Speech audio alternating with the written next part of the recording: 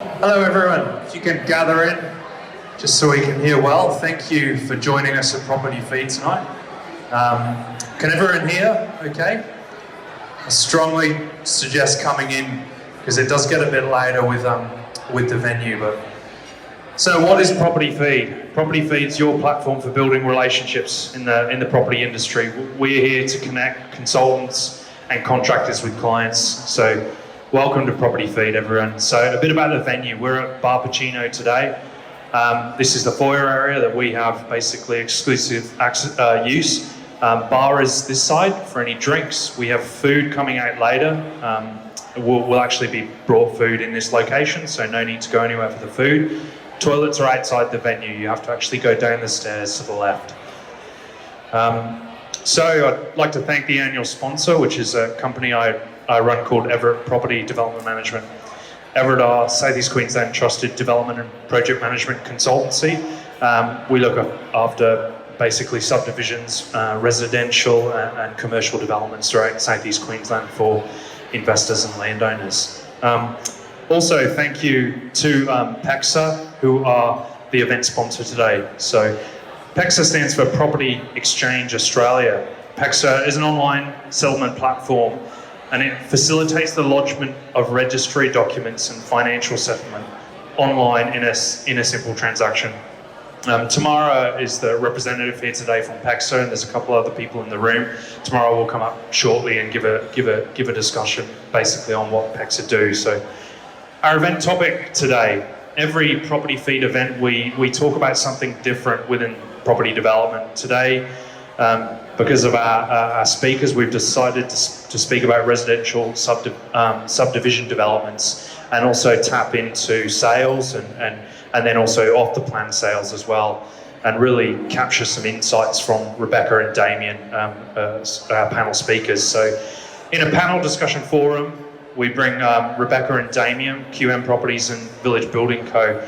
And we're really looking to tap into sales and marketing, off the plan sales, subdivisions, also a bit of titling and body corporate will be discussed as well. So Damien Ross, thank you for joining us, Damien, from QM Properties. So QM Properties was established in 1976 and has built several communities across southeast Queensland since then. QM's projects include lakeside residential, canal, marina, medium density, commercial and industrial, as well as retail and leisure developments. Rebecca from Village Building Co. Thank you for joining us, Rebecca. Since 1988, Village Building Co. have built more than 18,300 dwellings. They have been creating communities where people live, work, laugh, play and simply spend quality time together. With offices along the east coast of Australia, you will likely see a Village Building Co. development near you. So two very experienced developers, and Rebecca and Damien representing them today, so we're very grateful of that. After a panel discussion, we'll do a lucky door prize and then also a group photo where we'll gather in and our photographer will take a shot. So if I can introduce Tamara from PEXA to shed some light on PEXA and the settlement process. Thank you. So as Dan said, PEXA stands for Property Exchange Australia, and if you want to go to the next slide. So we essentially are an online settlement platform. So we replace the physical need to attend settlements and everything is done electronically. So we integrate directly with the land registries in every state, the state revenue offices and financial institutions. And if you go to the next slide, so PEXA, a lot of you might not know, but in other states in Australia, lodging or settling electronically is actually compulsory with New South Wales, Victoria, WA. In Queensland, settling electronically is still very much a choice by buyers and sellers. But we have seen in the last, probably from December last year, a massive increase in the number of settlements that are happening electronically in Queensland. And we know that this is actually happening a lot due to developers. So if you want to jump to the next slide.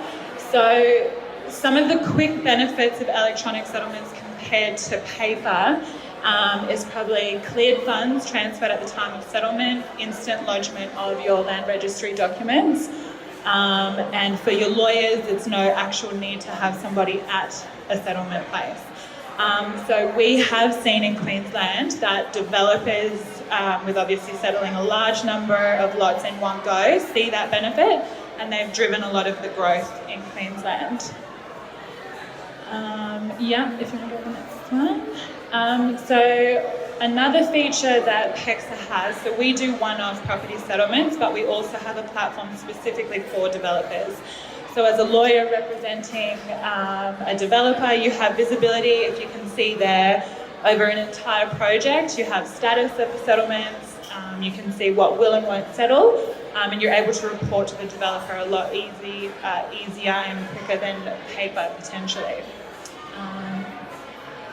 And another benefit that we have for developers is integrated payments to the ATO. So obviously GST withholding is a big thing for developers, needing to have that paid. And in PEXA you can do that instantly, directly to the ATO.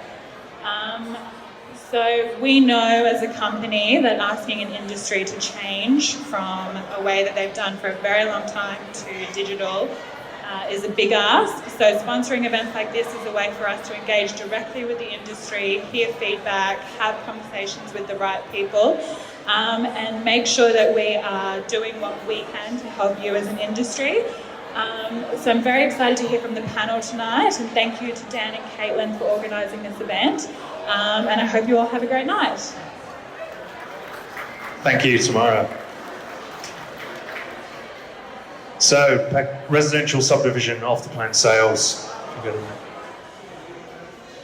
I'll just quickly tap into the subdivision process. I think there's a lot of people in the room that understand this already, but a couple of the bold items that we'll tap into today. So, after our essentially design and DA phase, developers typically going to what we call a pre-sales phase, and we'll tap into that with our speakers. Post pre-sales, we see more detailed design, completion of operational works, construction finance and construction, and then we're moving through our completion sort of phases where we're seeing practical completion, planned sealing. Still we haven't sold yet, then we get titles, and then we're looking at sales. So I've got show me the money, the sort of settlement phase. So I've bolded those two items there because I basically see from point 4 onwards, that's essentially where we can commence our pre-sales sort of phase. Also talk briefly on structuring. So with access to such large subdivisions, structuring is different with every development. We have options of doing registered plan, just titles with no covenants. There's options of doing RP plan with covenants, generally design guidelines that maybe developers will self-create or utilise the expertise of their design consultants to help assist with. And then we also have strata plan where we introduce community title scheme, community management statements, and then they also would sometimes include design guidelines. And each three are different. Purchasers respond differently to each. They have a different outcome on covenants of restraining the design outcome. So I thought, who better to talk to than tap into the insights of our speakers here. And also, if you've got any developments and specific questions that you may want to tap some insights, whether this is which option for your development, now's probably the time as well. We'll open the floor to a couple of questions. So without further ado, Damien, I'll start with asking you a question. So QM Properties have undertaken all forms of subdivision developments, one of them being Coomera Waters, being a master plan community, waterfront community located in Coomera, one of Gold Coast's fastest growing northern suburbs. So I understand Coomera Waters is developed under a strata plan with a CTS and CMS. Can you share why there is a strata plan on this development? And what is the benefits to developers for including strata plans on developments? Okay, so Coomera Waters, to give you a little bit of history, was actually created by a developer I think called Oscorp. But we acquired the project a few years ago when there was a few hundred lots left in it, and the community title scheme and that structure was already in place. We've also got other developments, one on the north side called Pacific Harbour, that we have about 800 lots in, and that contained a golf course, or contains a golf course, and we've decided to, because of that golf course and all of the infrastructure there, we needed to have that community management statement and have it run as a body corporate. The main reason that we've decided to pursue that body corporate structure was basically because of all the facilities, and we wanted to operate and offer a point of difference to the buyers. And Coomera Waters, when we purchased it, already had a very good name, and there's always some resistance to having body corporates in a development. But if you can show the benefits of body corporate to buyers, and the biggest thing for us with that body corporate, especially down in Coomera Waters, was the security aspect. There was a number of separate CMSs within the community title schemes within the body corporate itself. There was under the main body corporate, there was 6 other minor body corporates, and a lot of those had gated communities, swimming pools and things like that. So it really offered that point of difference to a lot of other developments that are the normal subdivisions, run-of-the-mill subdivisions that you find around that Coomera area. So probably the answer is it offers a real point of difference for the buyers. Yeah, okay. Thank you for that, Damien. If anyone's got any questions to bounce back on to Damien, we'll tap into those shortly. Rebecca, I'll just ask you a question. Village Building Co are currently selling land for their development Woodlinks Village in Springfield. Sales look to be pretty successful, so congratulations. Can you talk us through your journey from your first pre-sale through to now pre-selling stage 4B, I believe you're pre-selling? And then some of your key successes as well. Yeah, absolutely. So we started selling Woodlinks approximately 4 years ago. As Dan mentioned, it's located in the Ipswich catchment in Collingwood Park. So it's an 800 lot subdivision. We now have over 600 residents in Woodlinks. So I guess taking us from the start of the journey where we obviously started with pre-sales. So starting that pre-sale journey, we obviously had to understand our market. So there was a real need there from the first home buyers. So we obviously had to tap into that market there and ensure that we were delivering a product that was going to be suitable for them. So we needed to really bring our product to life through our marketing campaign. So, using renders, plans, virtual videos and whatnot for them to be able to visualise what the project was going to look like. So over time, we've obviously established a really great community there where our buyers can now envisage what it's going to look like to live there. They get feedback from our community and they just really, I guess, enjoy being a part of Woodlinks. So I guess we host a lot of internal and external events. So things like, community Christmas events. We also have networking events, information sessions and everything like that. So that's definitely something that's helped us to sell Woodlinks. And another thing definitely would be our referral network. So buyers at Woodlinks refer their friends and family, and from that we've been able to secure a lot of sales from that process. And I guess our key success to obtaining off-the-plan sales, as I touched on, is really knowing your market and delivering a product that market are wanting. Also, as I said, using our marketing collateral to bring that project to life. We also rely heavily on our builder referral network. So obviously we have to work quite constantly on nurturing those relationships with builders and ensuring that they're referring their clients back to us and establishing it. Yep. Thank you, Rebecca. That's I remember talking with you on the phone last week, and it really resonated about how much work you do in the community. And I thought, I work on some smaller subdivision developments, and community involvement is not so apparent in the day-to-day for a development manager's role in like a sub 1 into 20.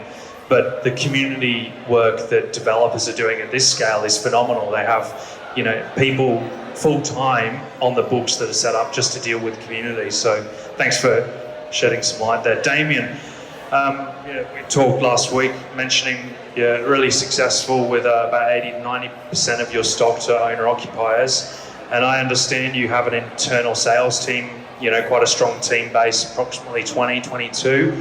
Can you share some insights on how your sales team operates and how your sales team are successfully achieving pre-sales and transacting in this market? Okay, sure. Just to give you a little bit of a history, we sell at any time between 15 to 20 different projects over in Southeast Queensland. I have 6 offices and 6 sales managers one in each office, and a total sales team of around about 20, 22 people. A lot of our people are long-term. A lot of our actual salespeople purchase land in our estates. And it's interesting, and a lot of our salespeople have been there a lot longer than me, and I've been there 15 years. So we've got a really good long-term relationship with our sales teams. So hopefully that means they're happy and they're doing well and earning good money. But one of the things that's interesting with in modern day selling, which has changed from say 15, 20, 25 years ago when I first started, was really came home when I was going through updating our sales training processes just recently, and 20 years ago it was all about closing and getting the sale and signing people up, but we went through and we created 7 different modules for our training for our new staff. And 2 out of the 7 modules were actually dealing with the client and closing. So the rest of them were really training our salespeople and building up their knowledge so that they are trusted advisors to the buyers. And these days, buyers really can tell whether they're dealing with a salesperson trying to close or a trusted advisor. So that's one thing we have done, and we know that we give all of our buyers the option to sign up on not on just land, but we also allow them to sign up on a house and land package on all of our blocks. So they know before they settle on a block of land that they know to the cent how much they're going to spend on a house. So that creates a really good journey for the buyer, and it also makes sure that our salespeople are not trying to just close deals on the day, but they're trying to build a relationship with those buyers over the 3 to 4 months that it takes to get that sale unconditional. So that's what we do. Thank you, Damien. Rebecca, I think it's quite interesting that we've got QM Properties and Village Building Co, because just looking at it from an outsider, like I'm not actively working with both of the companies at the moment, but I think the sales strategy is quite different, and you can sort of correct me if I'm wrong here, Rebecca, but I understand Village Building Co use external agents a lot more than maybe QM Properties does, and use sort of channel sales as well. Can you just tap into sort of some insights on your key strategies and how they are successful for your company? Yeah, absolutely. So Village Building Co are actually predominantly a developer that do sell to an owner-occupier segment. So at Woodlinks, for example, we are about 70 to 75% owner-occupier, with the balance there being up of builders and also investors. So we do have our own internal sales channels that do work out of our on-site sales office, and obviously then deal with our any inquiries that we get through our traditional marketing channels and campaigns. But as well as that, we do also deal with builders, agents, investment channels and that type of thing. So our strategy working with those key partners is just we're quite transparent in what we do. So we provide them with soil testing. We ensure that all of our earthworks and our delivery means that there's no hidden costs for our end user. So they're not going to get any nasty surprises. So I think much like you, Damien, we're able to fix in our package price, and the client at the end of the day knows that price, there's no preliminary costs or anything like that involved. It's what they're paying is what they're paying. So yeah, we align ourselves with these groups that are able to that share the same vision with us and ensure that our clients know what they're getting. Yeah. Yeah, thank you very much, Rebecca. Do excuse the music with Barbacuno. It does, it is a venue we do have to allow for this, but do come in a bit closer. I think we'll open up the floor now to, I've asked some questions that I thought would tap into some good insights of these developers, but what do you guys in the room want to hear? I'd love for you to come up and ask a couple of questions, so feel free if anyone's got a question, or maybe just dwell that over and I'll ask one last question, and then if you want to come up here ready and ask a couple, but just generally to both of you, Rebecca, Damien, whoever wants to take it, I guess. Key pointers. So developers in the room, let's say average developer in the room might be doing anything from a 1 into 2 through to a 1 into 40, like a private sector space, maybe not doing so much of a community sort of statement. And in Southeast Queensland, what kind of insights can you give to these private sector developers within their marketing, sales and sort of pre-sales journey? And anything generally you want to tap into? So as I've mentioned, for us, our key to success is knowing our market and ensuring that we're delivering our products to that market. So you definitely want to be well aware of who your demographic is. Obviously that can change over time, and with certain market conditions and whatnot, you've got to be able to have the flexibility to change that, which sometimes means obviously going back and changing at the DA level. So yeah, definitely knowing your market. Also ensuring that you have marketing collateral that can really bring the project to life. People need to be able to visualise what it is that they're potentially going to be living in. So you really need also content that people can engage with, and make sure that information is readily available. We live in such a digital age at the moment where if somebody can't find something online, they're basically going to move on to the next project that will deliver them with that information. So yeah, definitely making sure you've got as much information as you can readily available pretty much from the get-go, otherwise it can be quite challenging to sell off the plan.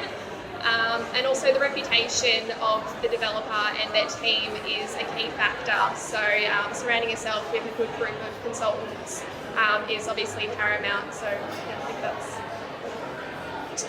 Just 1 second. Anyone in the room want to ask a question? Please come forward. Otherwise I'll choose someone that I know that will be able to ask a question. All right, Stephen. Please come up, Stephen.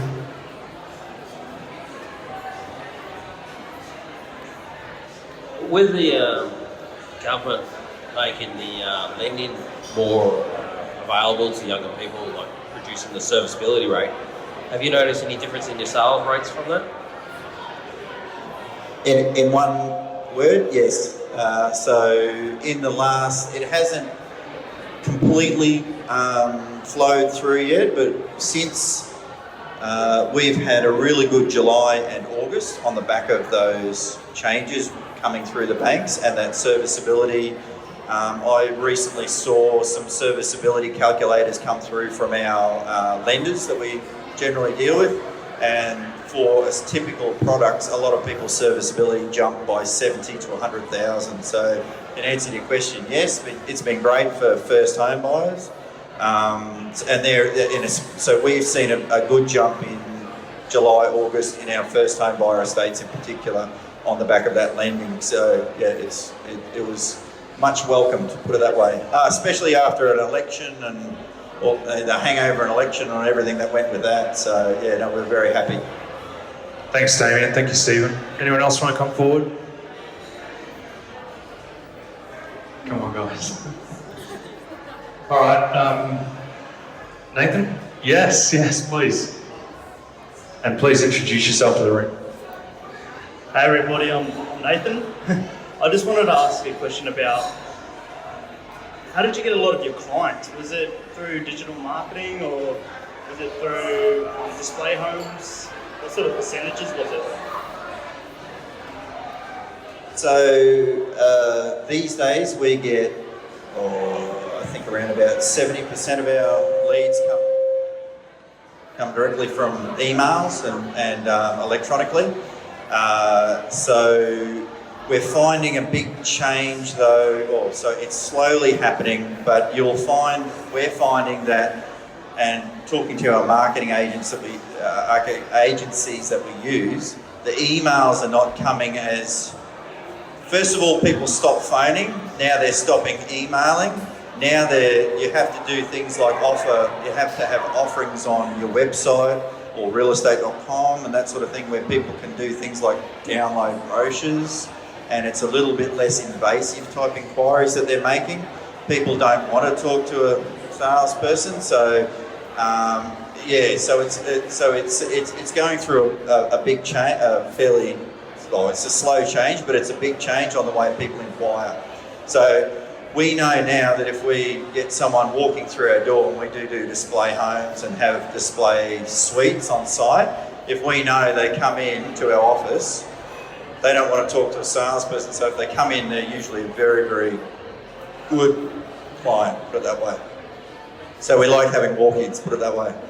I definitely second that. So we've obviously noticed a drastic decline in the amount of people that are walking in. So in terms of our marketing, we're doing, Facebook advertising, realestate.com, we've got ads on the radio, obviously our website, majority of our sales are actually coming from, those buyer, builder and agent referrals. So definitely, as Damien touched on, people want that information. They want to be able to look at it all in their lounge room, and then it's all on their terms. So it's very much gone from the phone call to an email, and now we're resorting to texting to try and get some form of a response. But it's not until they're kind of walking through the doors that we can really tell that they're a genuine lead that are looking to purchase. So yeah. Just to add to that previous question about what to do, if you, in regard to subdivisions, we do subdivisions from 20 lots to 2,500 lots.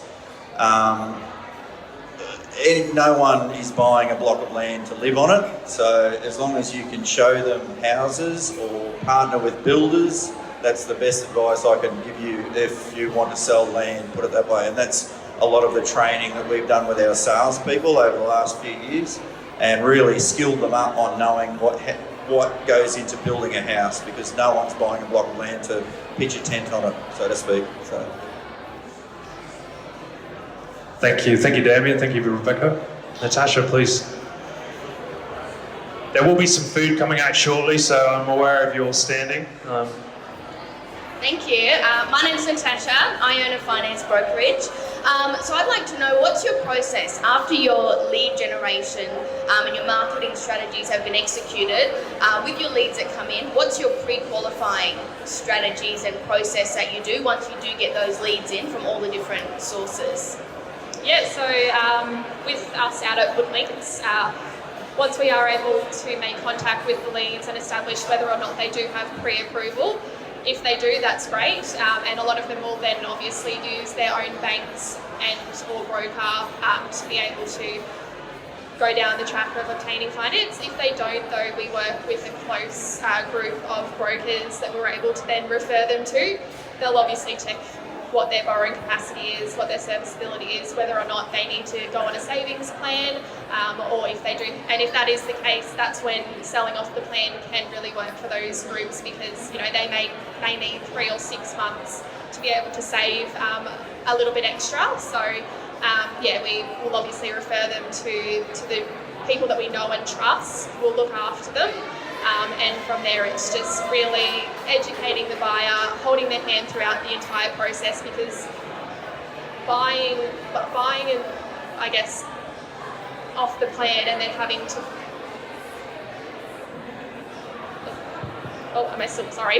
it is quite a daunting process. So we need to be able to really educate them throughout the entire process and make sure they're comfortable. Thank you, Rebecca. I think we should thank the speakers, our panel speakers, a really good effort. We do have Wayne coming up, but yes, please. Thank you, Damien. Thank you, Rebecca.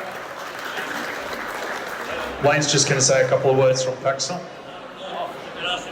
I was going to ask you a question because I know you're all interested. I know that both of you use PEXA. Can you share some of the benefits that you've seen through your processes with PEXA? And in closing, thank you all for coming, but over to you guys. Thank you. Thank you, Wayne. Use this one, Rebecca. Thank you. So we've only really started using PEXA in the last 6 or so months. So for us, it's a really seamless process.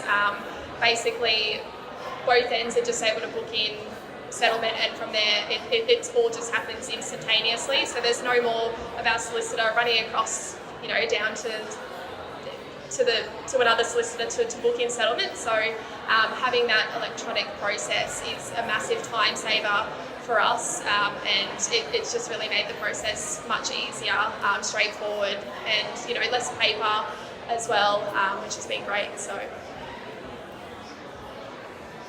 I thought you'd never ask, Wayne. Since you, I can't remember how long is it. 12 months now, Wayne. Yeah, so it's 12 months we've been using PEXA. It's been an education process for our lawyers. We're now up to a strike rate of about 50% PEXA settlements. That's been no mean feat with the help of PEXA and our internal people have also been encouraging that. But if you aren't using it, it'll be compulsory within a few years, I'm sure, but it works very well. And I can talk personally. I had a house settlement, my own house settlement, Wayne. I'll give you an example. So I didn't realise how good it was until I actually settled my own house. So my lawyer was in Townsville, in North Queensland. My house was down on the south side of Brisbane, and the buyer of my house lived in Sydney.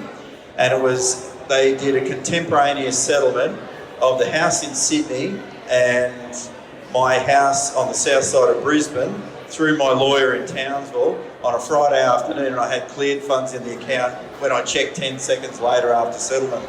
So I was pretty happy with that. So yeah, but with regard to us using QM, using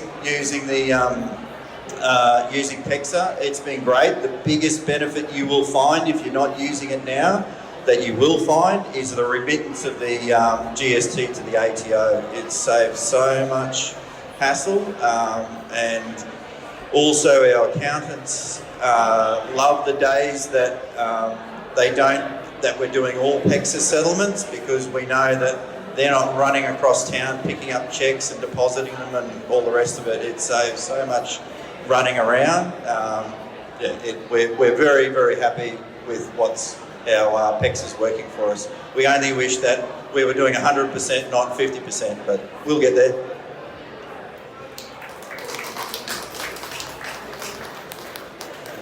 Thanks, Damien. I'm just going to introduce Caitlin, and we're going to do, I think, a couple of gifts, and then we'll have the photo, and on with the rest of the networking.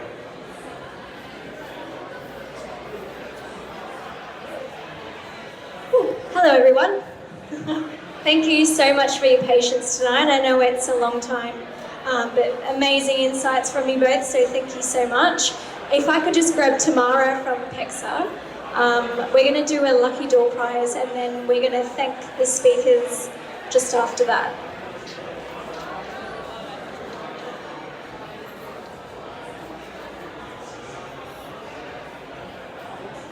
So the first name is Vaughan from C2 Architecture.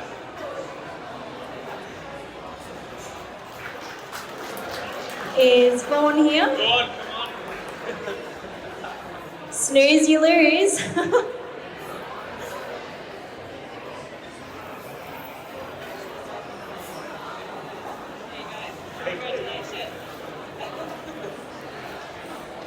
And the second one goes to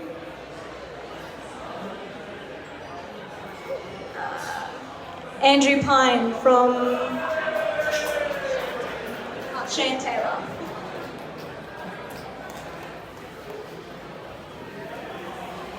Thank you.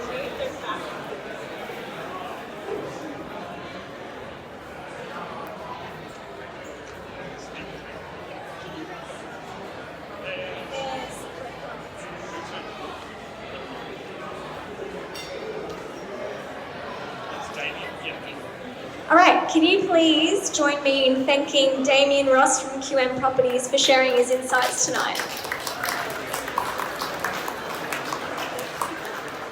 And Rebecca DeLay from Village Building Co.